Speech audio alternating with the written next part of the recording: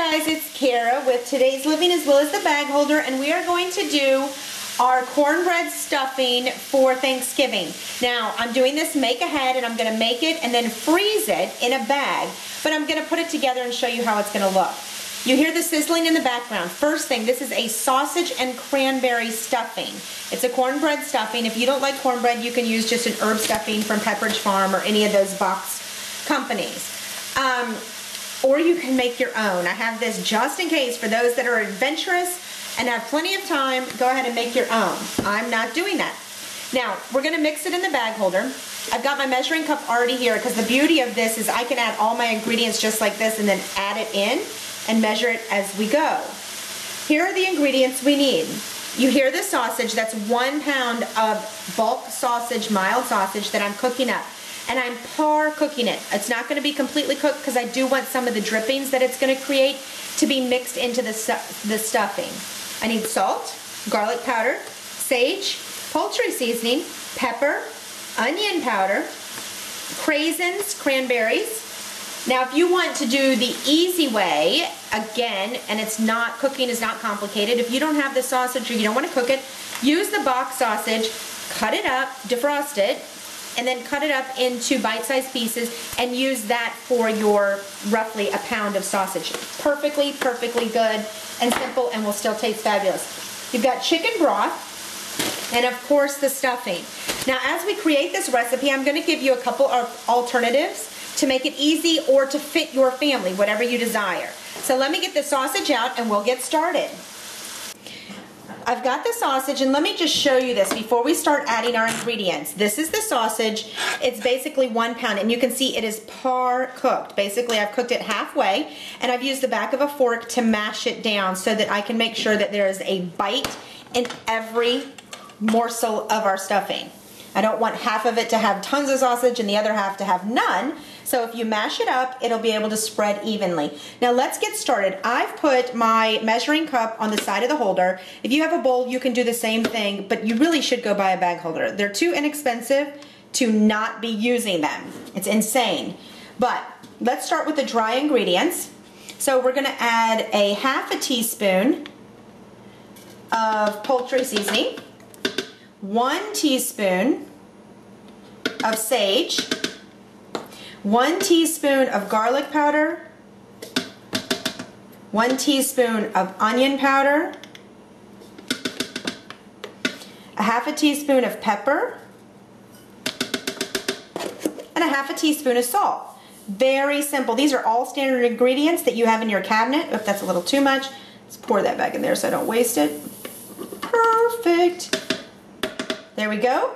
Now we're going to use a ½ cup of craisins, cranberries, dried cranberries. And because I've got my measuring cup, I can just pour it all in here and measure out. And I do this in layers because the seasonings don't take up any space. I do that first, then I do the craisins. And now I'm going to do the liquid because that's going to work itself all around there. And we need 3 cups of chicken broth. If you don't want chicken broth, you can use vegetable broth if you're going to make this vegetarian. If you're not going to use the sausage, feel free to use a ½ cup of onions and peppers in its place. Or you can use bacon, a ½ cup of cooked bacon. I'm going to tell you the other alternative when we're getting ready to do this. 3 cups is what we're measuring out. There we go. Ooh, that's almost 3 cups. If you're not going to do the sausage, there's another way. If you still like meat, do bacon, because we're cooking bacon for a couple recipes. Put bacon and like toasted cashews. Fabulous, fabulous recipe. Cashews, a ½ cup of cashews in place of the craisins, and then a ½ cup of chopped bacon would be fantastic. Same recipe, same ingredients. Now you can see I've got this right in here. We're gonna pour it, and I'm adding my liquid before I add my cornbread mix.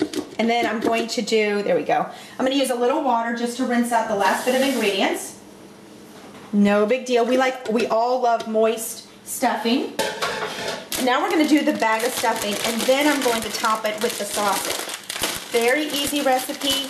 Again, I'm doing it all in the bag. See how much? Now do you see it? You probably can't see it. It's too bad. The wet ingredients were in the bottom. Now I've put my stuffing in. It all soaks up the moisture. So my mixing is like done in half the time. It's all about how you do things in the kitchen to make it uncomplicated.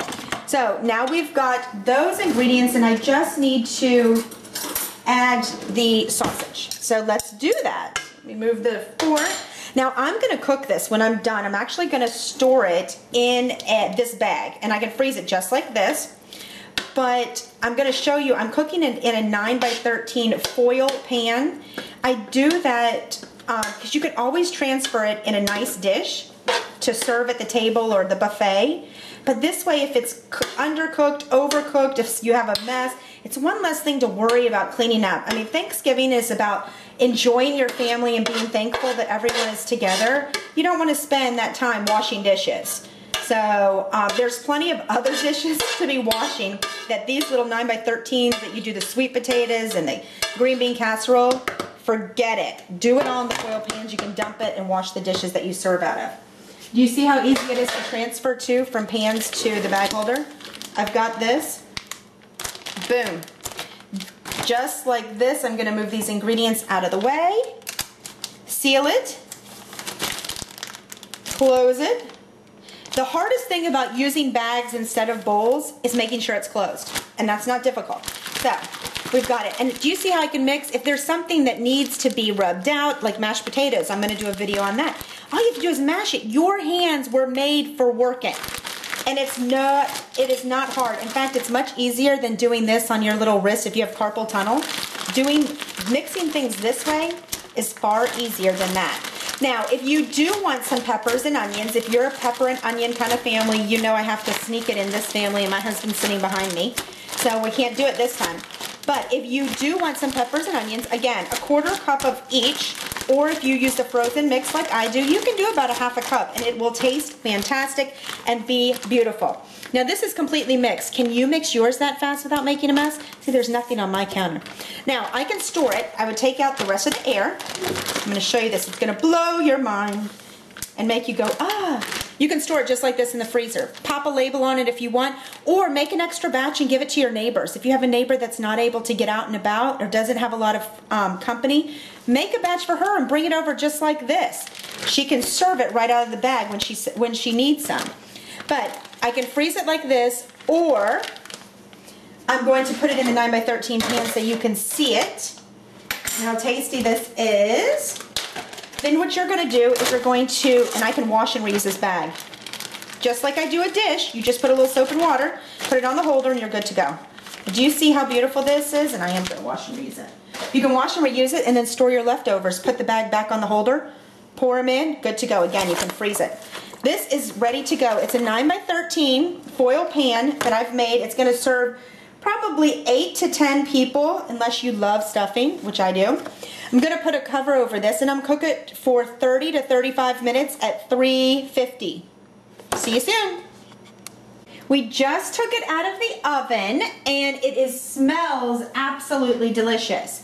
So we cooked this for about 40 minutes, just so you know, and the edges are starting to just get crisp, but the center is still moist and tender, delicious. Now you can go ahead and put some parsley, sprinkle some parsley on it, fresh or canned, and serve it. Now if you're going to serve it, you can serve it right out of these foil pans. If it's a simple dinner, if you're doing something more elegant, go get your favorite china and pour it in. Then use a bag holder to store all the leftovers in gallon bags so that you don't have a ton of space used up in your fridge, because it can minimize the space that you use using gallon bags. So guys, thanks so much for joining us. Visit us at facebook.com/TLFamily and tell us all about your Thanksgiving buffet.